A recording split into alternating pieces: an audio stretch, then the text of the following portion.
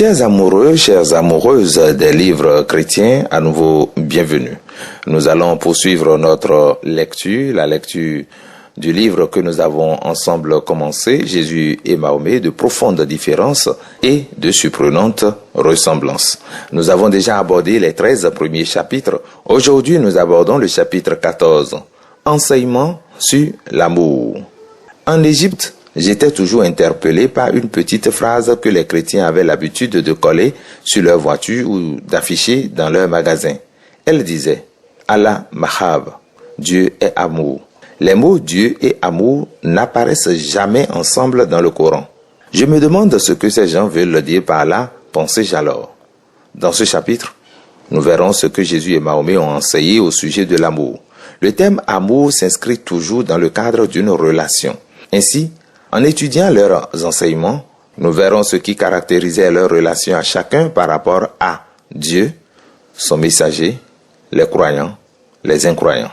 Le schéma ci-après met en évidence les interactions entre ces différentes personnes, interactions que nous tenterons d'expliquer. Nous le ferons en nous attachant particulièrement à la question de l'amour. Les relations de Jésus et de Mahomet avec Dieu, Allah, les croyants et les incroyants. Nous avons ici deux petits schémas de triangles ou de petites pyramides. Au sommet de la pyramide, pour la première image, nous avons Allah. Et pour le second, nous avons Dieu le Père. Au centre, nous avons Mahomet, esclave, serviteur.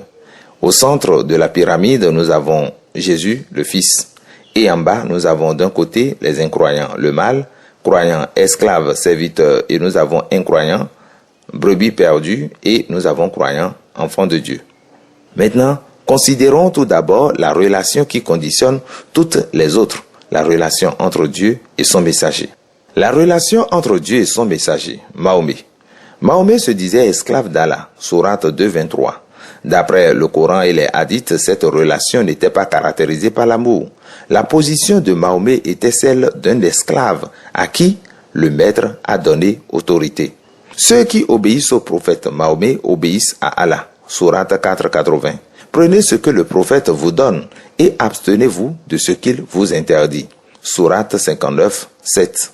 Quant à celui qui se sépare du prophète après avoir clairement connu la vraie direction et qui suit un chemin différent de celui des croyants, comme lui-même s'est détourné, nous le jetterons dans la géhenne. Quelle détestable fin! Sourate 4, 115. Parlons de Jésus. Jésus parlait de sa relation avec Dieu comme d'une relation filiale, la relation d'un fils avec son père basée sur un amour mutuel. Lors du baptême de Jésus, les auteurs des évangiles rapportent qu'une voix s'est fait entendre des cieux disant « Celui-ci est mon fils bien-aimé en qui j'ai mis toute mon affection ». Matthieu 17, 5 et encore Matthieu 12, 18. Ainsi que le montrent les versets suivants, Jésus obéissait à Dieu et l'aimait, mais il n'était pas dans la crainte à l'égard de son Père. « J'aime le Père et j'agis selon l'ordre que le Père m'a donné ». Jean 14, 31. Jésus cherchait le réconfort auprès de Dieu le Père. La nuit précédant sa crucifixion, il a prié. « Abba, Père, toutes choses te sont possibles. Éloigne de moi cette coupe. Toutefois, non pas ce que je veux, mais ce que tu veux. » Marc 14, 36. En s'adressant ainsi à Dieu pour trouver en lui le réconfort dont il avait besoin à cette heure, Jésus l'a appelé Abba. Ce terme araméen était celui qu'utilisaient les enfants pour s'adresser à un parent. Il équivaut à papa. Ainsi, la relation entre Jésus et Dieu était personnelle et pleine d'amour. La relation entre le messager et les hommes. Mahomet. Pour Mahomet, qui se considérait lui-même comme esclave d'Allah, les autres musulmans étaient aussi des esclaves. Sourate 50, 8. Le Coran n'insiste pas sur la nécessité d'aimer Dieu, même s'il parle parfois d'amour à son égard. Sourate 2, 165. Il appelle plutôt à lui obéir. Que se passe-t-il si un esclave n'obéit pas? Il est puni, ainsi que le montre ce verset. Allah est terrible dans son châtiment envers celui qui se sépare d'Allah et de son prophète. Sourate 8, 13. Les révélations disaient que les désobéissants devaient être punis. C'est Mahomet qui appliquait la sentence. Ces révélations interdisaient par exemple aux musulmans de boire de l'alcool et ceux qui enfreignaient cette loi étaient corrigés. Abu Huraïra dit « Un homme ayant bu du vin fut conduit au prophète. Ce dernier ordonna de le frapper. Abu Huraïra ajouta « C'est ainsi que quelques-uns d'entre nous l'ont frappé de nos mains, d'autres de leurs pieds, ou avec leurs vêtements dont ils se servaient comme d'un fouet. On coupait la main droite à celui qui était coupable de vol. » Un jour, quelques personnes ont supplié Mahomet de faire une exception pour une femme qui avait été prise en train de voler. Voici ce que Mahomet a répondu alors. Oussama s'approcha du prophète au nom d'une femme qui avait volé. Le prophète dit « Les hommes que vous voyez ont été tués parce qu'ils avaient l'habitude d'infliger les punitions légales aux pauvres et de pardonner aux riches. Par celui qui tient mon âme dans sa main. Si Fatima, la fille du prophète, volait, je lui couperai la main. Si vous demandez à un musulman, sais-tu combien Allah t'aime? Il répondra, je n'en ai aucune idée. Allah seul le sait. Les musulmans doivent attendre jusqu'au jour du jugement pour savoir si Allah les aime et s'il les accueille au paradis. Ainsi, la relation d'Allah avec les croyants est très dure. Et qu'en est-il de sa relation avec les incroyants? Que pense-t-il d'eux? Allah ne dirige pas ceux qui s'égarent et il n'y a personne pour les secourir. Sourate 16, 37. Allah égare volontairement certains afin de peupler l'enfer qu'il a créé. Si nous l'avions voulu, nous aurions donné à chaque homme sa direction. Ma parole cependant se réalise. Oui, je remplirai la géhenne de djinns et d'hommes réunis. Sourate 32, 13. Allah n'aime pas les incroyants. Parlons de Jésus. La relation d'amour entre Jésus et Dieu le Père se reflétait dans la relation entre Jésus et ses disciples. Jésus leur disait que Dieu les aimait, car le Père lui-même vous aime, parce que vous m'avez aimé et que vous avez cru que je suis sorti de Dieu. Jean 16, 27. Et Jésus aimait lui-même ses disciples. Comme le Père m'a aimé, je vous ai aussi aimé. Lisons-nous en Jean 15, 9. Jésus prend soin des croyants comme un berger prend soin de ses brebis, ainsi qu'il l'a promis. Je suis le bon berger. Je connais mes brebis et elles me connaissent, comme le Père me connaît et comme je connais le Père. Et je donne ma vie pour mes brebis. Jean 10, 13 à 15. Jésus aimait ses disciples, mais aimait-il les incroyants? Si l'on considère sa vie, la réponse est oui. Il mangeait avec les collecteurs d'impôts et les pécheurs. Luc 15, 1 à 2. Il a annoncé la bonne nouvelle du salut à une Samaritaine qui vivait avec un homme sans être marié. Jean 4, 1 à 30. Il a accepté qu'une femme de mauvaise vie lui lave les pieds alors qu'il était à table avec les chefs religieux. Luc 7, 36 à 50. Il a accepté la repentance du criminel cloué sur la croix à côté de lui. Luc 23, 39 à 43. Par son attitude, Jésus a prouvé qu'il avait été envoyé pour aider les pécheurs. Jésus ayant entendu cela, leur dit, « Ce ne sont pas ceux qui se portent bien qui ont besoin de médecins, mais les malades. Je ne suis pas venu appeler des justes, mais des pécheurs. » Marc 2, 17. Jésus disait que Dieu l'avait envoyé dans le monde, c'est-à-dire vers ceux qui ne croient pas encore en lui, par amour pour le monde. Mais Dieu prouve son amour envers nous en ce que, lorsque nous étions encore des pécheurs, Christ est mort pour nous. Romains 5, 8. Le Très-Haut est bon pour les ingrats et pour les méchants, disait aussi Jésus dans Luc 6, 35. La relation entre croyants et incroyants.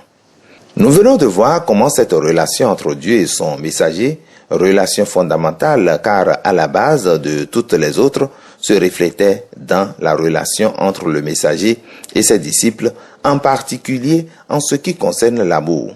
Mais quelle instruction Mahomet et Jésus ont-ils donné à leurs disciples au sujet de leur amour les uns pour les autres et de leur amour envers les non-croyants? Parlons de Mahomet. Comme Jésus, Mahomet encourageait les musulmans à se comporter d'une manière exemplaire les uns envers les autres.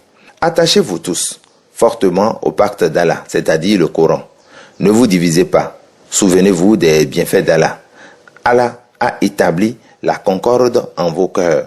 Vous êtes, par sa grâce, devenus frères dans la foi islamique, alors que vous étiez des ennemis les uns pour les autres. Sourate 3, 103. Mahomet est le prophète d'Allah. Ses compagnons sont violents envers les impies, bons et compatissants entre eux.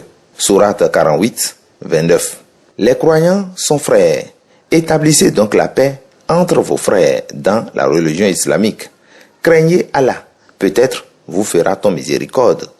Sourate 49, 10.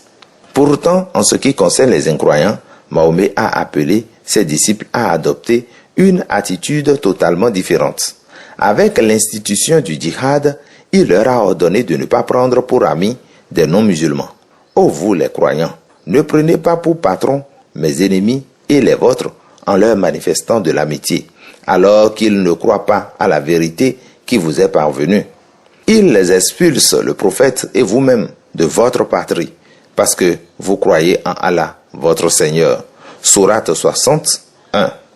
Plus tard, il a appelé les musulmans à s'engager dans la guerre sainte contre les incroyants et à les tuer si nécessaire pour les soumettre à l'islam. Parlons de Jésus. Durant les derniers moments qu'il a passés avec ses disciples avant de mourir, Jésus leur a dit: « Je vous donne un commandement nouveau. Aimez-vous les uns les autres. Comme je vous ai aimé, vous aussi, aimez-vous les uns les autres. À ceci, tous reconnaîtront que vous êtes mes disciples, si vous avez de l'amour les uns pour les autres. » Jean 13, 34 à 35. Les chrétiens suivent-ils ce commandement? Pas toujours, mais telle est la norme fixée par Jésus.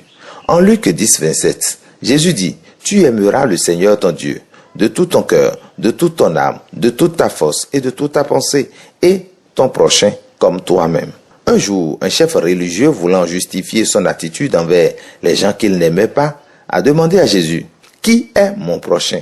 Voici ce que Jésus lui a répondu. Un homme descendait de Jérusalem à Jéricho. Il tomba au milieu des brigands, qui le dépouillèrent, le chargeaient de coups et s'en allèrent, le laissant à demi-mort. Un sacrificateur qui fortuitement descendait par le même chemin, ayant vu cet homme, passa outre. Un lévite qui arriva aussi dans ce lieu, l'ayant vu, passa outre. Mais un samaritain qui voyageait, étant venu là, fut ému de compassion lorsqu'il le vit. Il s'approcha et banda ses plaies, en y versant de l'huile et du vin. Puis il le mit sur sa propre monture, le conduisit à une hôtellerie et prit soin de lui. Le lendemain, il tira 2 deniers, les donna à l'hôte et dit: « Aie soin de lui, et ce que tu dépenseras de plus, je te le rendrai à mon retour. » Lequel de ces 3 te semble avoir été le prochain de celui qui était tombé au milieu des brigands? C'est celui qui a exercé la miséricorde envers lui, répondit le docteur de la loi. Et Jésus lui dit: « Va, et toi, fais de même. » Luc 10, 30 à 37. En d'autres termes, cette parabole signifie: ton prochain n'est pas seulement celui qui habite dans le même pays que toi ou qui a les mêmes croyances que toi. Ton prochain peut être n'importe qui autour de toi. Jésus a aussi demandé à ses disciples de manifester cet amour du prochain en annonçant la bonne nouvelle, en guérissant les malades, en chassant les démons et en ressuscitant les morts. Conclusion. Le point à retenir dans ce chapitre est la conception très différente que Jésus et Mahomet ont chacun de Dieu. Pour Jésus, Dieu est un Père aimant. Pour Mahomet, Allah est un maître exigeant. Cette seule différence donne le ton à la manière dont sont régies toutes leurs autres relations. Pour mieux comprendre cela, prenons l'exemple d'un croyant qui abandonne la foi. Selon Mahomet, que ferait Allah dans ce cas? Et selon Jésus, que ferait Dieu? Ô vous qui croyez, quiconque d'entre vous rejette sa religion, c'est-à-dire l'islam, Dieu fera bientôt venir des hommes. Il les aimera, et eux aussi l'aimeront. Ils seront humbles à l'égard des croyants, fiers à l'égard des incrédules. Ils combattront dans le chemin d'Allah. Ils ne craindront pas le blâme de celui qui blâme. Ceci est une grâce d'Allah. Il la donne à qui il veut.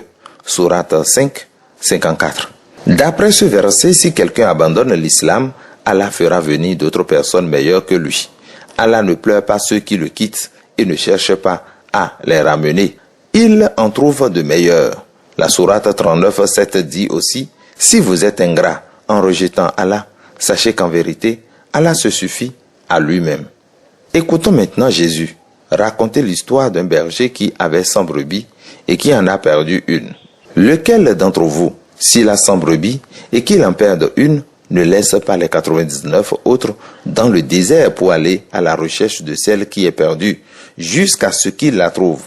Lorsqu'il l'a trouvée, il la met avec joie sur ses épaules et, de retour à la maison, il appelle ses amis et ses voisins et leur dit, « Réjouissez-vous avec moi, car j'ai trouvé ma brebis qui était perdue. De même, je vous le dis, il y aura plus de joie dans le ciel pour un seul pécheur qui se répand, que pour 99 justes qui n'ont pas besoin de repentance. » Luc 15, 4-7 et confère aussi Luc 15, 8-10. Le Coran dit qu'Allah trouve de nouveaux croyants qui le suivront mieux. La Bible, en revanche, montre que Dieu le Père cherche la brebis perdue jusqu'à ce qu'il la trouve. Puis, il la ramène à la maison et se réjouit. C'est la différence entre Allah et Dieu. Jésus et Mahomet ont chacun décrit Dieu de manière très différente, mais tous deux ont donné à leurs disciples des instructions sur la prière. Dans le chapitre suivant, nous comparerons leur enseignement à ce sujet. Nous verrons que leur image de Dieu avait une grande influence sur leur conception de la prière et de l'exaucement. Et nous enchaînons avec le chapitre suivant, c'est-à-dire le chapitre 15, qui aborde l'enseignement sur la prière. Chapitre 15 du livre Jésus et Mahomet, de profondes différences et de surprenantes ressemblances. Le chapitre 15 est intitulé « Enseignement sur la prière ». Il est étonnant de constater combien un seul mot peut revêtir des significations différentes. Jésus et Mahomet ont tous deux donné des instructions à leurs disciples dans le domaine de la prière, mais leur méthode et leur but différaient totalement.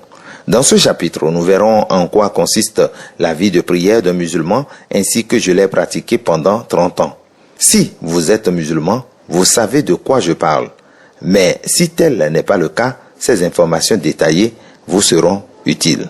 Nous étudierons ensuite les instructions données par Jésus à ses disciples au sujet de la prière, puis verrons quel impact cet enseignement a eu sur ma vie personnelle au moment où j'en ai pris connaissance. Le modèle de prière. Ma famille m'a amené à la mosquée dès ma plus tendre enfance. À l'âge de 6 ou 7 ans, j'y allais déjà 5 fois par jour. Cela faisait partie de l'emploi du temps quotidien d'une famille musulmane pratiquante. Je me souviens très bien des froids matins d'hiver où je devais me lever vers 3h30 du matin. Ma vie était structurée par la prière. À 18 ans, je possédais les qualifications requises pour conduire la prière moi-même. Mon oncle me permettait parfois d'assumer cette fonction dans sa mosquée. Durant mon année de service militaire, j'ai présidé les prières à la caserne. Après ma licence, on m'a confié la direction d'une petite mosquée où je dirigeais la première prière, la 4e et la 5e. Chaque jour de ma vie, depuis mon enfance jusqu'à mon emprisonnement, j'ai prié 5 fois par jour. Oui, j'ai prononcé un grand nombre de prières musulmanes. Dans l'islam, les 5 prières quotidiennes sont prescrites ainsi que tout le rituel qui s'y rattache, mots, gestes, etc. Chaque cycle de prière est appelé raka. Voyons de plus près en quoi consiste une raka. Les ablutions. Imaginez-vous sur le campus de l'université Al-Azhar au moment de l'appel à la prière, vers 3h de l'après-midi. Vous y êtes? Alors, voilà ce que vous voyez. Chacun s'arrête dans ce qu'il était en train de faire. Tous ceux qui se sont rendus impurs en utilisant les toilettes, en touchant une femme ou un chien, etc., doivent se purifier avant de prier. Pour accomplir leur ablution rituelle, ils vont dans les sanitaires du bâtiment principal ou dans ceux qui se trouvent derrière la mosquée de l'université. Avant de se laver, chacun dit « Je remets mon visage au vrai Créateur et je commence à me laver ». Puis il suit les étapes suivantes. Il se lave les mains. D'abord la droite, puis la gauche, et ce jusqu'au poignet 3 fois. 2. Il se rince la bouche avec de l'eau et se frotte les dents avec le doigt 3 fois. 3. Il se lave 3 fois le nez à l'eau. 4. Il se lave le visage à l'eau, d'abord près des cheveux, puis autour des oreilles et enfin sous le menton 3 fois. 5. Il se lave les bras depuis le poignet jusqu'au coude, en commençant par le bras droit 3 fois. 6. Il se lave les cheveux en versant de l'eau sur sa tête avec la main 1 fois. 7. Il se lave les oreilles avec un doigt mouillé dans une certaine direction et selon un geste bien précis. 8. Il se lave les pieds jusqu'aux chevilles en commençant par le pied droit 3 fois. Tous les musulmans accomplissent ce rituel avant de se présenter devant Allah. Mahomet faisait ainsi et, lorsqu'il est l'exemple des musulmans, tous le font. La première moitié d'une raka. Après les ablutions, 800 à 1000 personnes entrent dans la mosquée de l'université, au centre du campus, et se mettent en rang en direction de la Mecque. Celui qui dirige la prière, les mains derrière les oreilles, crie « Allah est grand ». Et toute l'assemblée répond « Allah est grand ». Ensuite, tous les mains croisées sur le ventre, la main droite au-dessus, récitent le premier chapitre du Coran en arabe. Peu importe la langue du musulman, ce chapitre doit être récité en arabe. Durant quelques instants, chacun peut alors citer d'autres versets du Coran, le nombre qu'il désire, le temps que le responsable aura décidé. Puis, le responsable crie à nouveau, les mains derrière les oreilles. Allah est grand. À l'unisson, l'assemblée se prosterne jusqu'à la taille, les mains posées sur les genoux et répond, je loue mon grand Seigneur. C'est la première moitié d'une raka. La deuxième partie suit immédiatement. La seconde partie d'une raka. Les fidèles s'agenouillent en posant leurs genoux en premier, puis les mains. Ensuite, ils se prosternent jusqu'à toucher le sol de leur front. Ils répètent 3 fois, je loue mon Seigneur le Très-Haut. Ils restent ainsi prosternés jusqu'à ce que le dirigeant leur dise de se redresser. Ils se redressent et s'appuient sur leurs talons, les jambes croisées aux chevilles, le pied gauche tourné vers l'intérieur. Mahomet croisait les chevilles de cette manière et, par conséquent, c'est ainsi que font les musulmans. Ce rituel est répété 3 fois. Pendant ce cycle de prière, les musulmans peuvent adresser des requêtes à Allah. Selon Mahomet, un homme est plus proche d'Allah quand son front touche le sol. C'est donc à ce moment-là qu'il prie pour sa famille et pour les autres. Pour ma part, lorsque j'avais de nombreuses requêtes à adresser à Allah, je les énumérais aussi vite que possible durant ce moment où mon front touchait le sol. Pour terminer la raka, les musulmans s'assoient sur leurs talons, récitent la sourate 255 appelée le verset de la chaise à cause de la position et disent « La paix d'Allah soit avec vous, la paix et la miséricorde d'Allah soient avec vous ». Fin des prières. Ce que j'ai décrit là ne correspond qu'à une seule raka complète. Mais pour la deuxième prière de la journée, 4 rakas sont nécessaires. Chaque raka se déroule de la même manière à l'exception du temps réservé au choix personnel des versets coraniques. À la fin des prières prescrites, la plupart des gens quittent la mosquée et reprennent leurs activités sur le campus. Cependant, certains restent encore un peu pour prier et montrer leur consécration à Allah. Puisque j'ai prié ainsi pendant 30 ans, j'ai participé à 57 750 cycles de prière. À travers le monde, bien des musulmans fervents font de même toute leur vie. Il est évident que cela exige discipline et engagement. Qu'est-ce qui motive un musulman à persévérer dans les prières? Les commandements de Mahomet concernant la prière. Dans l'islam, la prière est un devoir et non une option. Selon Mahomet, les 5 prières quotidiennes ont été ordonnées par Allah. Mahomet raconte qu'une nuit, dans un rêve, l'ange Gabriel l'a amené au ciel auprès d'Allah, ce qui est appelé le voyage nocturne. Allah a dit à Mahomet que les gens devaient prier 50 fois par jour. Mahomet a négocié avec Allah pour ramener ce nombre à 5. C'est à partir de ce moment que Mahomet a ordonné à ses partisans d'accomplir les 5 prières quotidiennes. Les heures de l'appel à la prière dépendent du moment où le soleil se lève. Elles varient donc selon les saisons. Prière. Heure approximative, nombre de rakas. Première, Sob, 4 heures du matin, 2 rakas. Deuxième, Dour, midi, 4 rakas. Troisième, Asr, 15 heures, 4 rakas. Quatrième, Maghrib, 17 heures, 3 rakas. Cinquième, Isha, 20h30, 4 rakas. Mahomet a déclaré que l'ange Gabriel lui avait enseigné le modèle exact de prière. Ses disciples l'ont donc observé avec attention et ont rapporté chaque détail. Par ailleurs, Mahomet a donné lui-même plusieurs instructions sur la bonne manière de prier en diverses circonstances. Par exemple, si vous n'avez pas d'eau pour vous laver, vous pouvez utiliser du sable ou de la poussière. Sourate 4:43, 5:6. Si vous vous trouvez trop loin d'une mosquée, vous pouvez utiliser un tapis de prière. Si vous êtes en plein djihad, vous pouvez adapter vos prières pour éviter de vous mettre en danger face à l'ennemi. Sourate 4, 101 à 103. Mahomet était très strict envers ses disciples quant à cette pratique de la prière. Une fois, plusieurs de ses partisans manquaient à la prière du soir. Il a demandé « Où sont un tel et un tel ?» On lui a répondu « Ils sont encore à la maison. » Mahomet a répondu « Par celui qui tient mon âme dans sa main.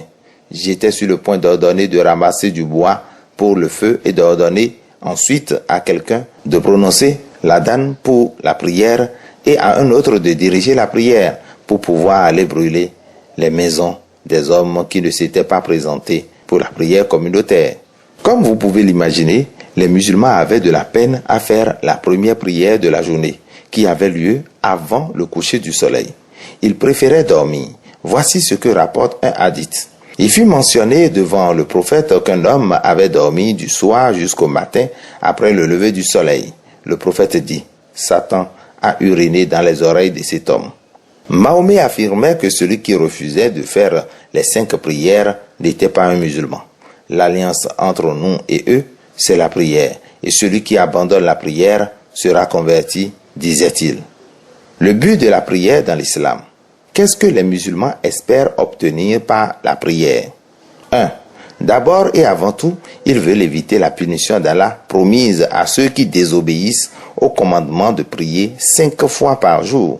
Tout ce qui est bon vient d'Allah.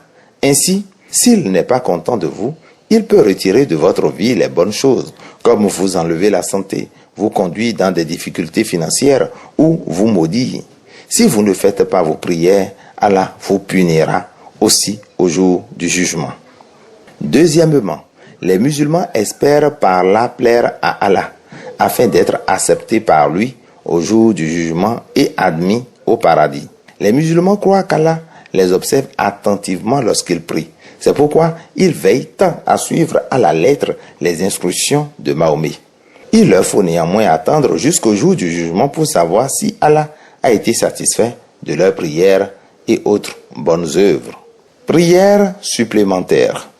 En plus de ces 5 prières quotidiennes prescrites par Mahomet, appelées phares en arabe, les musulmans peuvent faire des prières supplémentaires spontanées appelées néfil. Il peut notamment s'agir de rakas supplémentaires permises pendant des moments précis de la journée. Il est important de noter que toutes ces prières sont prescrites et doivent donc être accomplies selon des directives précises. Vous ne pouvez pas simplement dire une raka en voiture ou assis au bord de l'eau. En ce qui concerne les prières personnelles, c'est différent. Le musulman peut exprimer ses pensées ou ses requêtes à Allah sous la forme qu'il désire. Les prières de ce genre ne sont pas interdites dans l'islam, mais elles ne sont pas encouragées et on en parle peu. Seule une petite secte, celle des soufis, met en avant la prière personnelle comme moyen de parler avec Allah. Mais le musulman moyen ne s'attend pas à ce qu'Allah communique avec lui par la prière.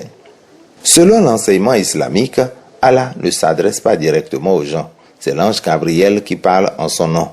L'ange Gabriel est appelé le Saint-Esprit, mais il n'est pas considéré comme une partie de Dieu et il ne peut pas se trouver à plusieurs endroits à la fois. Confère Sourate 2, 97 à 98, 26, 193 et Sourate 16, 102. En priant, un musulman ne s'attend donc pas à ce qu'Allah s'adresse à lui. Il ne s'attend pas non plus à ce que Gabriel vienne lui parler. Son seul espoir est d'entendre Allah lors de la dernière nuit du Ramadan, car selon Mahomet, durant cette nuit, Gabriel visiterait les musulmans fidèles qui l'attendent. Sourate 97, 4.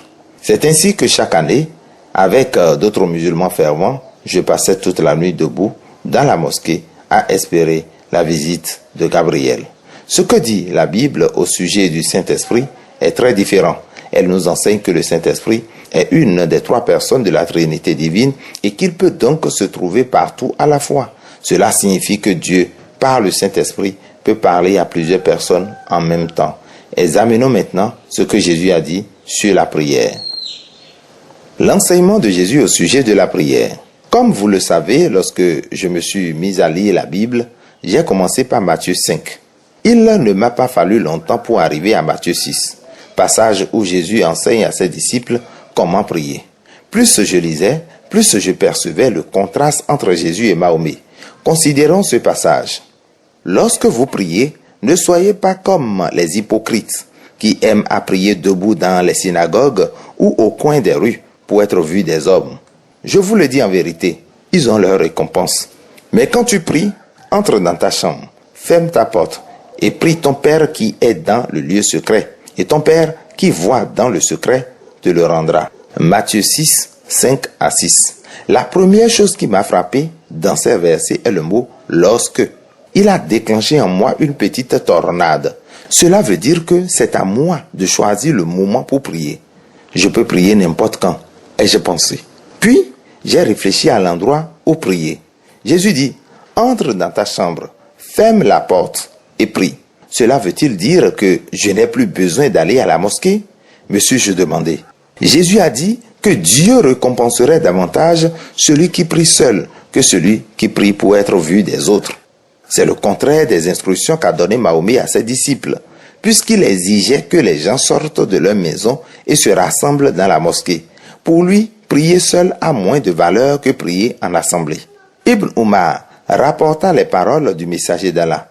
La prière d'une personne en assemblée est 27 fois plus valable que la prière dite seule.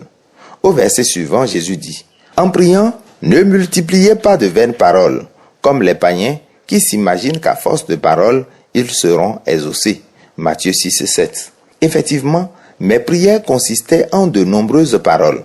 Je devais réciter des mots bien précis et faire certains mouvements plusieurs fois par jour, par semaine et par année. Et je croyais que tout cela était nécessaire pour satisfaire Allah. Ne leur ressemblez pas, car votre Père sait de quoi vous avez besoin avant que vous le lui demandiez. Matthieu 6, 8. Jésus dit ici que Dieu connaît nos besoins et qu'il se soucie personnellement de nous. Lorsque j'ai lu la prière toute simple que Jésus propose ensuite, confère Matthieu 6, 9 à 13, j'ai dû m'arrêter après les deux premiers mots. Notre Père. Jamais je n'aurais prié ainsi en tant que musulman, car le Coran enseigne que Dieu n'a jamais eu de fils. À mesure que j'avançais dans ma lecture et que les heures passaient, j'ai fini cependant par trouver que prier notre Père était une bonne chose. Je pensais, si Dieu est mon Père, alors je suis son fils. Et entre un père et un fils, il n'existe pas de menace ou de manipulation. Quand on parle de son Père, on n'a pas peur. Nul besoin de se demander s'il sera offensé ou non par notre manière de prier.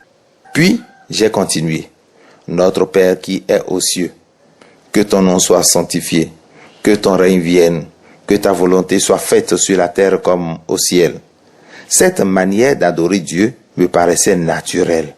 Que ton nom soit sanctifié était une phrase que nous utilisons aussi dans l'islam. En revanche, nous ne disons pas que ton règne vienne. C'était donc nouveau pour moi. Plus tard, j'ai compris que Jésus désirait établir un royaume spirituel et non politique. Donne-nous aujourd'hui notre pain quotidien. En lisant cette phrase, j'imaginais un petit enfant assis devant son papa, lui demandant à manger. La raka n'incluait aucune formule me permettant de demander à Allah de prendre soin de moi. Je pouvais toutefois lui demander de subvenir à mes besoins durant le moment de prière libre, mais ce faisant, je devais être prosterné la face contre terre dans un esprit de complète soumission. Pardonne-nous nos offenses, comme nous aussi nous pardonnons à ceux qui nous ont offensés. Cette phrase m'a posé quelques problèmes. Pourquoi Jésus dit-il que je dois pardonner aux autres si je veux qu'ils puissent me pardonner? Me demandai-je. Je craignais que cette phrase ne me ramène à la loi islamique, travailler pour obtenir la faveur de Dieu. Mais plus tard, j'ai compris que si Dieu attend de nous que nous pardonnions aux autres, c'est parce qu'il nous pardonne en premier. L'histoire d'un serviteur impitoyable. Confère Matthieu 18, 21 à 35. Ne nous induis pas en tentation, mais délivre-nous du malin. Par ma lecture de la Bible, j'ai compris que la tentation vient de Satan et que Dieu nous aide à lui résister. Dans l'islam, la tentation peut venir de Satan, mais elle peut aussi venir d'Allah, qui utilise les démons pour égarer les gens afin qu'ils peuplent l'enfer. Ainsi, j'étais très impressionné de lire que Dieu est toujours prêt à délivrer les hommes de la tentation s'ils lui demandent son secours. C'est ainsi que se termine la prière du Seigneur apportée dans l'évangile de Matthieu. J'ai donc poursuivi ma lecture captivé. Je ne me rendais plus compte du temps qui passait. Quelques heures plus tard, je suis arrivé à Luc 11, chapitre qui nous rapporte aussi cette prière du Notre Père. Luc y ajoute ce que Jésus a enseigné concernant les ossements de la prière. Quel est parmi vous le père qui donnera une pierre à son fils s'il lui demande du pain? Ou s'il demande du poisson? Ou s'il demande un poisson, lui donnera-t-il un serpent au lieu d'un poisson? Ou s'il demande un œuf, lui donnera-t-il un scorpion? Si donc méchant comme vous l'êtes, vous savez donner de bonnes choses à vos enfants, à combien plus forte raison le Père Céleste donnera-t-il le Saint-Esprit à ceux qui le lui demandent? Luc 11, 11 à 13. À nouveau, j'ai vu cette image de Dieu le Père qui prend soin de ses enfants. C'était si différent de l'attitude d'Allah qui fait attendre ses esclaves jusqu'au jour du jugement pour leur faire savoir s'il a agréé ou non leur prière. La vie de prière de Jésus. Non seulement Jésus a laissé un modèle de prière à ses disciples, mais il leur a lui-même donné l'exemple de sa vie de prière personnelle. Durant ma lecture du Nouveau Testament, j'ai relevé les passages où il est dit que Jésus priait. Vers le matin, pendant qu'il faisait encore très sombre, il se leva et sortit pour aller dans un lieu désert où il pria. Marc 1, 35, confère Marc 6, 46. Et lui, c'est-à-dire Jésus, il se retirait dans les déserts et priait. Luc 5, 16. En ce temps-là, Jésus se rendit sur la montagne pour prier et il passa toute la nuit à prier Dieu. Luc 6, 12. Jésus priait généralement seul, mais il lui arrivait parfois d'emmener ses disciples avec lui. Luc 9, 28, Luc 22, 39. Jamais cependant, il n'a exigé d'eux qu'ils prient à un moment précis ou suivant un rituel particulier. Et jamais il n'a laissé entendre que Dieu punissait ceux qui ne priaient pas suffisamment. Le but de la prière à Dieu le Père. Selon ce que j'ai lu dans les évangiles, pour Jésus, la prière était un moyen de parler avec Dieu et non pas un moyen d'attirer sa faveur. Il a exhorté ses disciples à adorer Dieu et à lui présenter leurs besoins. Lorsque nous lisons les Actes des Apôtres, livre de la Bible qui suit l'évangile de Jean, nous voyons de quelle manière les disciples de Jésus ont suivi ses instructions. Il ne nous est pas dit qu'ils répétaient la prière du Notre Père, mot à mot. Mais nous voyons qu'il priait régulièrement et demandait à Dieu son secours dans les difficultés. Au chapitre 4, nous avons un bon exemple d'une prière prononcée par les chrétiens subissant les menaces des chefs du peuple, les anciens et des scribes. Lorsqu'ils l'eurent entendu, ils élevèrent à Dieu la voix tous ensemble et dirent : « Seigneur, toi qui as fait le ciel, la terre, la mer et tout ce qui s'y trouve, maintenant, Seigneur, vois leurs menaces et donne à tes serviteurs d'annoncer ta parole avec une pleine assurance en étendant ta main pour qu'ils se fassent des guérisons, des miracles et des prodiges par le nom de ton saint serviteur Jésus. Quand ils eurent prié, le lieu où ils étaient assemblés trembla. Ils furent tous remplis du Saint-Esprit et ils annonçaient la parole de Dieu avec assurance. La différence fondamentale. La différence entre Jésus et Mahomet en ce qui concerne la prière vient de leur image de Dieu. Pour Mahomet, Allah est le maître et les hommes sont ses esclaves. Ainsi, la prière est un moyen de gagner la faveur du maître. Si les prières ne sont pas prononcées correctement, le maître est en colère. Voilà pourquoi les musulmans fervents passent des heures et des heures à répéter les mêmes mots et gestes jour après jour en espérant plaire à Allah. Pour Jésus, Dieu est le Père et les hommes sont ses enfants. La prière est donc pour les chrétiens un moyen de communiquer avec celui qui les aime et qui prend soin d'eux. Lorsqu'ils ne prient pas, ils se privent de cette occasion d'être en contact avec Dieu. En conclusion, jusqu'à présent, nous avons étudié l'héritage qu'ont laissé Jésus et Mahomet à leurs disciples. Nous avons parlé de leur message au monde, de leur enseignement l'un sur l'autre, des guérisons et des miracles, de la question de la guerre sainte, de leur enseignement au sujet de l'amour, de leur enseignement sur la prière. Mais il est un autre sujet très intéressant pour la société d'aujourd'hui qui mérite notre attention, leur opinion et leur attitude à l'égard des femmes. Qu'ont dit Jésus et Mahomet au sujet des femmes et de quelle manière agissaient-ils envers celles qu'ils côtoyaient? C'est sur ça, bien-aimés, que nous allons nous arrêter et nous allons donc aborder le chapitre 16 dès demain. Alors, ne ratez sous aucun prétexte l'enseignement de demain, attitude envers les femmes. Merci, mesdames et messieurs, de nous avoir suivis.